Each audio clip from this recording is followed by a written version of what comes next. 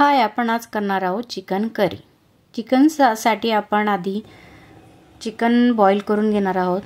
कढईमध्ये तेल टाकले, त्याच्यामध्ये दालचिनी, तेजपत्ता, 2 मिरे, लवंग 1 आणि कांदा आपण असं टाकून घेतलं।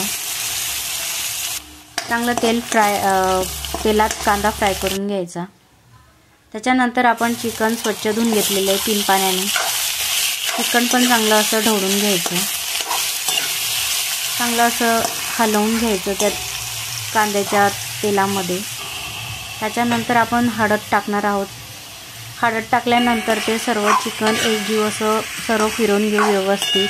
मग त्याच्यानंतर आपण अद्रक, लसूण, कोथिंबीरची अशी पेस्ट केलेली आहे ती टाकून घेतली। ती टाकल्यानंतर आपण चांगलं असं हलवून घेऊया।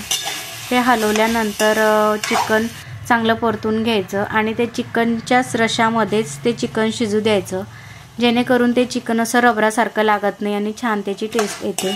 मीठ टाकून घेतलं आपण, कोथिंबीर टाकली। कोथिंबीर टाकल्याने टेस्ट खूप छान येते।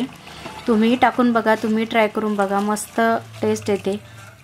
आणि त्यानंतर मी त्यामध्ये गरम पाणी टाकलेलं आहे, कारण चिकन चांगलं शिजतं आणि लवकरही शिजतं आणि रबरासारखं नाही लागत। थंड पाणी टाकल्याने ते रबरासारखं लागतं, त्याच्यामुळे मी गरम पाणी टाकते। आणि तिकडे आपण आता मसाल्याची तयारी करून घेत आहोत। कांदा कापून घेतलेला आहे, तो चांगला आपण आता तेलामध्ये फ्राय करून घ्यायचा आहे। ब्राऊन कलरचा होऊस तर आपण तो कांदा फ्राय करून घेणार आहोत।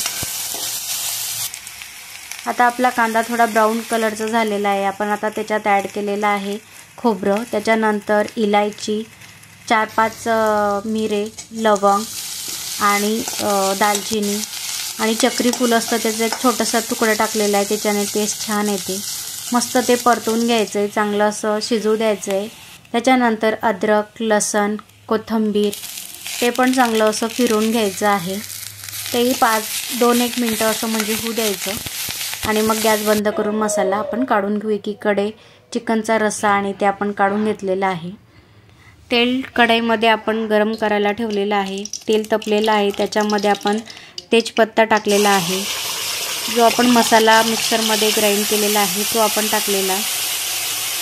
मसाला असं चांगलं शिजू द्यायचा की त्याचा कच्चटपणा जाईल आणि चांगलं त्याला तेल सुटेल असं होऊ द्यायचं।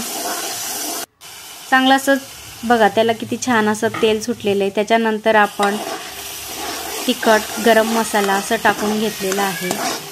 आपल्या अंदाजानुसार टाकायचं आपल्याला तिखट किंवा कसं लागतं। मग आपण आता चिकन टाकून घेतलं त्याच्यामध्ये। चांगलं चिकन असं 5-1 मिनटं त्या मसाल्यामध्ये शिजू द्यायचं। चांगलं असं शिजल्यानंतर त्याच्यामध्ये आपण पाणी टाकून घेतलं थोडं आणि आपल्याला हवी तशी ग्रेव्ही आपण तयार करून घेतलेली आहे। असं आपलं छान टेस्टी असं चिकन तयार झालेलं आहे आणि भातासह सर्व करा।